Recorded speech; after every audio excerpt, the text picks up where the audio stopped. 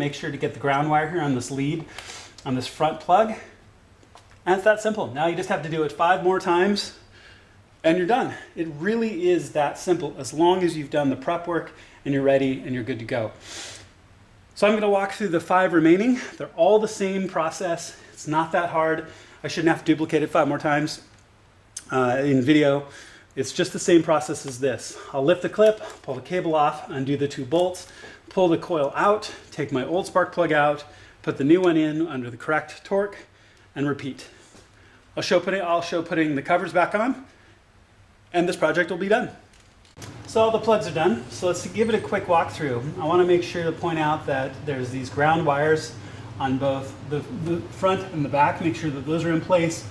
That all of your ignition coil packs are pushed down and are nice and tight. And granted, if you have both these bolts in, there's really no way for them to be loose. Like I said, you fit them back in, you put those bolts in.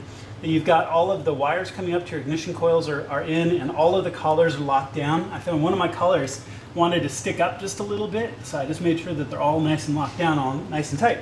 So at that point, you're pretty much done. All you need to do is put your vanity covers back on, and then put this back tray back on, the filter back in, and the cover on, and I'll walk through each one of those steps. Well, I'll do the vanity covers next. Like I said, I've cleaned up really nicely to make sure that it looks good. And then we'll do this back tray, and your project is done. You can see why this is so simple and something you can do at home with the right tools. Vanity covers are back on. You put on the lower one first, then this upper one. There's a couple little hooks on this side that you just hook it into the structure here and then lay it down. The 2 bolts go up here, the 2 nuts go here. They're interchangeable. Put your covers back on. These little covers are super cheap, so if you're missing them, you can order them really easily.